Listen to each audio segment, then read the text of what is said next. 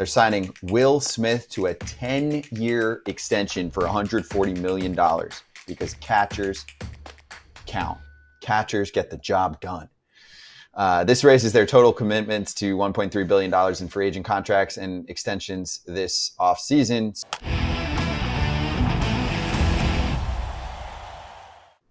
But the Dodgers spent money. Good money, too. Good money. Dodgers checkbook is back open. Here's Bobby Nightingale. They're signing Will Smith to a 10-year extension for $140 million because catchers count. Catchers get the job done. This raises their total commitments to $1.3 billion in free agent contracts and extensions this offseason. So apparently the Dodgers and just a few other teams are the only ones making money these days. But props to them. Will Smith's been one of the best catchers in the league for a while, and now he's going to spend his whole career there. True. Good for him. He's 28. This puts him to age 38. That's it. Dodger. But that's old in baseball, especially for a catcher, baseball terms. But good for him. Good for the Dodgers. They know who their catcher's going to be. Question is, does Austin Barnes slide in and get 10 years, $10 million behind him? Austin already got a 2 or 3 year little extension piece, I think, last year. That was a Kershaw. This is my boy. We need to take care of my boy. Kershaw, right hand man. He's 34, Austin Barnes. But yeah, Kratz, this is one of your own. This has been a dude that's done it behind the plate and at the plate. And too bad there's nothing from Dodgers territory to cover tomorrow. But what do you think? I love it. I love it for him. I love it for the team. If you're the Dodgers, you're like, wait, we're getting Will Smith for $14 million a year. Maybe at the end it doesn't pan out, when he's 38. But right now, we have Will Smith, an all-star catcher. To me, maybe the most underrated catcher. He's athletic. He receives well, throws well, hits. I think he's got, career 126 OPS plus. And he should have signed for more because he's hitting 500 on the year. I forgot for a second when I was looking at the stats. I forgot that the season started. He's already got 500. He's already hitting 500. I'd quit now. You got your contract. See ya. What does this do for Adley? Oh. Make him richer. He's much younger. Much younger. Posey's contract's always going to be the one that guys try to live up to or try to get early on. But Posey had a Rookie of the Year and MVP already when he signed the contract. And the original contract was that they offered him before he won his MVP was small potatoes. So credit to Posey for holding out until after his MVP season. And I think he got 8 years, 160. So you're talking more of a $20 million catcher. That's where I see Adley at. I see Adley in the 19 to I guess you can't say 20, but times have changed. It's 10 years ago that he signed a contract. So about $20 million catcher, switch hitter that wins and plays behind the dish. He's a business guy, on the field, I think, just watching him. Sorry to interrupt you, Scott. But he doesn't get too up, doesn't get too low. He's just business as usual. And he's just, every time he's up, I feel like he's going to do damage. So just one of those guys where it's all right, he's not the biggest guy. He's not the smallest guy, but this guy could play, man. He's a ball player. And that's the biggest thing I take out of this. And I congratulate him, man. This is really cool for him. He could breathe again. Oh, well, not again. He could breathe a little bit more and say, you know what? Now I could just play baseball and go get after it. So congratulations. Jacob in the chat said, I think he left money on the table. Could have had JT Real Muto money. I think this guy really wanted to be there. Yeah. I don't know how much. How much does he get? He doesn't get 10 years on the free agent market when he gets there. He matches up with Shohei.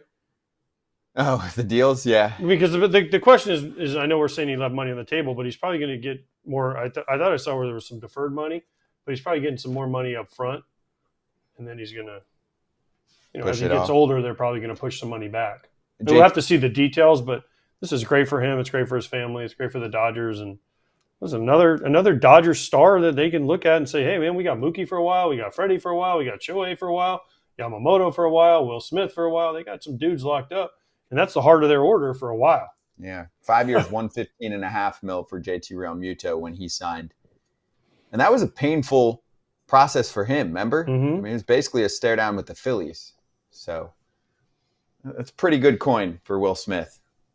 But it helps the Dodgers a lot. Let's keep this part in mind. The number one problem for the teams that want to win right now is the luxury tax, aka the salary cap. So 10 years, 140 means that Will Smith, and I got to see what the deferral situation is, but at a max, he's costing $14 million against their luxury tax number each year.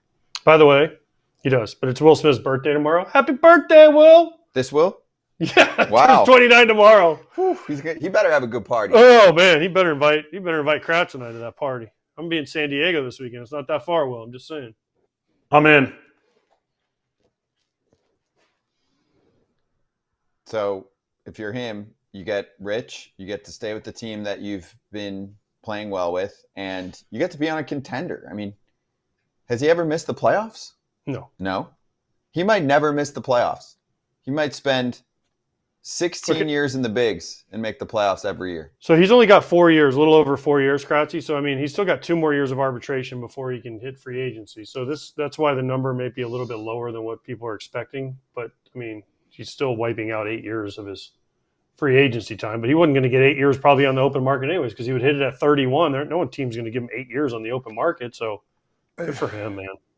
And listen, there's no telling what's going to happen in free agency nowadays, dude. I'm taking that money and I'm running. Shit's crazy. I think this is a middle of the road deal. I think this is fair for the player, fair for the team. And you know what? I want to point this out about the Dodgers too, because they've obviously been run well as an org. Sure, you'd like to see another championship or two with what they've got, and that could be coming at some point. But Justin in the chat said 29 other teams could have drafted Will Smith.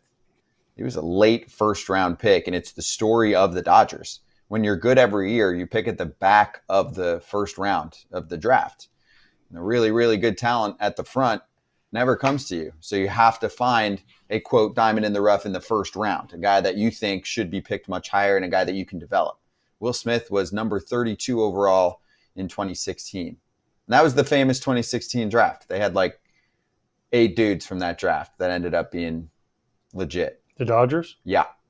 Dude, Kratz, let's go do your job. Get Will Smith on here. His middle name is Dills. We got to find out why his middle name is Dills.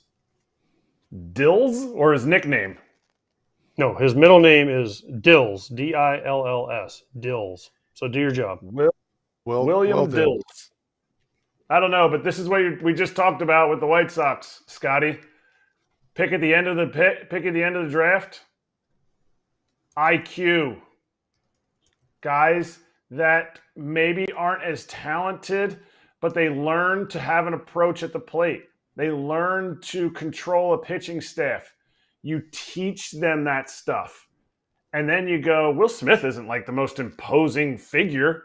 So if you're just constantly picking based on talent or playing guys based on talent and not developing that IQ in the minor leagues, what do you expect to get?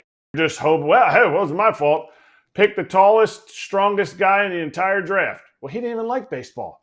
Or he never listened to us coaches. So that's where the IQ stuff comes in. And the Dodgers, it's not even the rich getting richer. It's just the fact that they're running an absolutely tight ship over there. They are. I mean, that draft, and that was a comp pick apparently for Greinke. 2016, they picked Lux, 20th overall, Will Smith, 32nd overall, Jordan Sheffield at 36, Mitch White at 65, who played some big league time. Dustin May was pick 101. Actually had Luke Raley in that draft. Tony Gonsolin, 9th round. He's pretty good. Got a lot of big leaguers in that draft. Dustin May would be really good if he could ever just stay healthy, man. Yeah, he'll be back at some point this year again. I wonder if Todd grew his hair out, if his hair would look like Dustin May's. Never. No? No, I'll never grow my hair out. Really? Well, no, we don't. I mean, you might never do it, but will it look like Dustin Mays if you did grow it out? I'll look like what's his name on Kingpin, the movie, where it's all like up in the air. Straight up. Ish? Yeah. Hey, that's Eric's people now. Yeah. Yeah, no, careful. I didn't bash him. I'm just saying that's how it would look.